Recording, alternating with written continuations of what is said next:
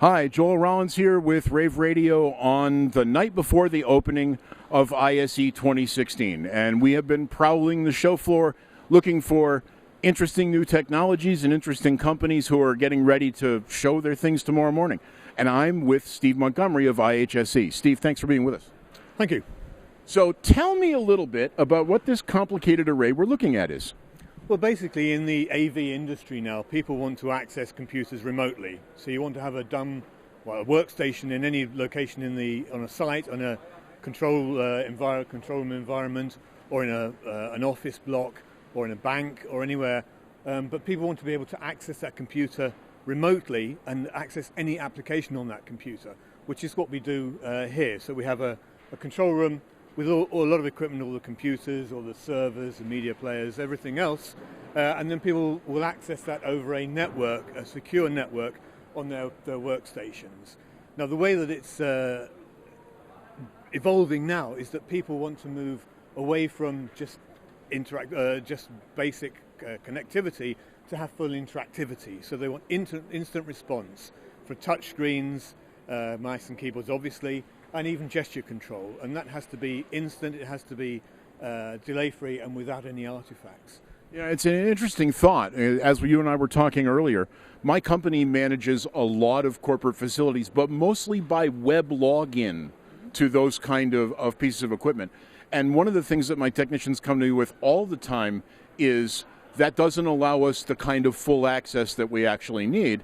And the other part of that is security. We have now a lot of MIS managers coming to us and saying, that web logins give us vulnerabilities. How would this differ?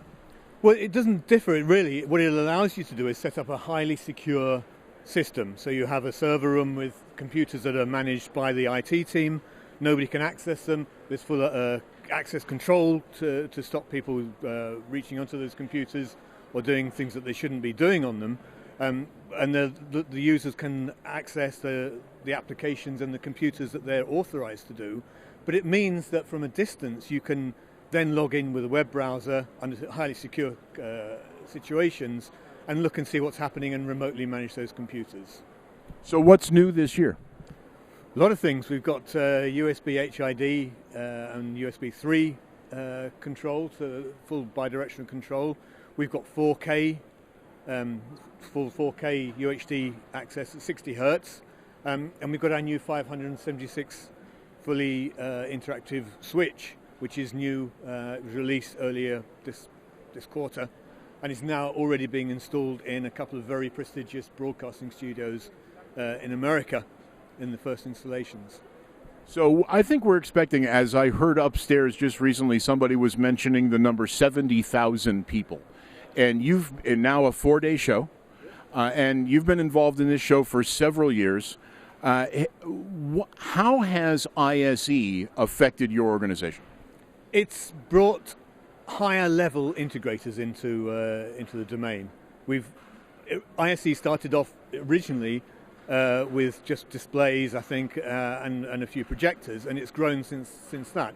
For us, we expect to meet, and we did last year, we expect to meet people who are integrating into the very highest installations, so government control rooms, banking, and the venues, the sort of venues that we work in. The Han Show Theatre in China, which is a massive new complex, has our equipment all the way through it because it gives security and full access to everything you need to do.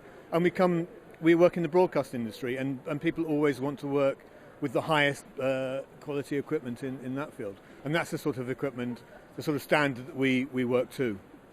Yeah, but it's interesting to me is over the last several years being here, the show has expanded from being essentially an AV show to more of a technology and networking show than it used to be.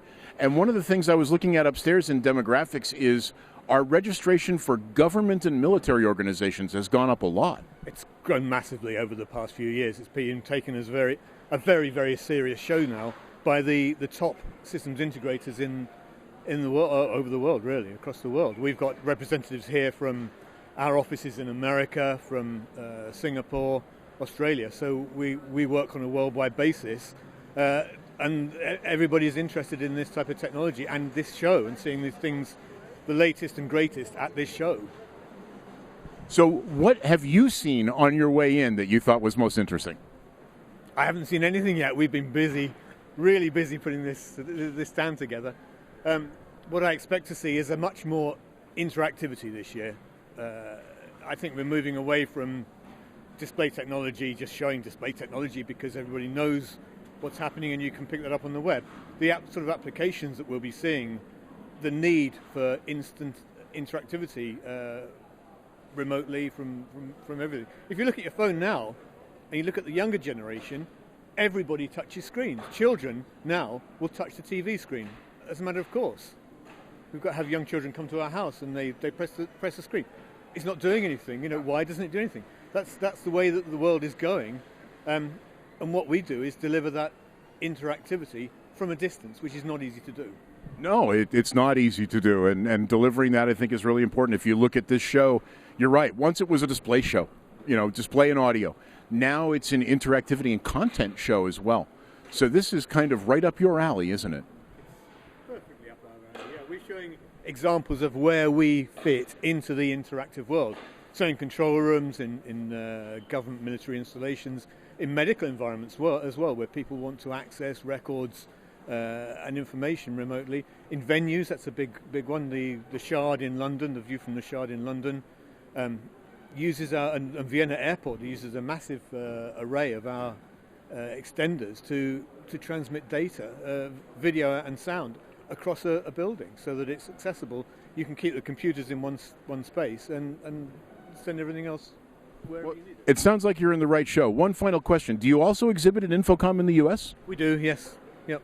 It's a very successful show for us too, and NAB and ISE and IBC, all the big shows, Broadcast Asia. Well, we'll definitely be back to take a look around your booth and we're going to let you get ready for the show. Steve, thanks so much for being with us.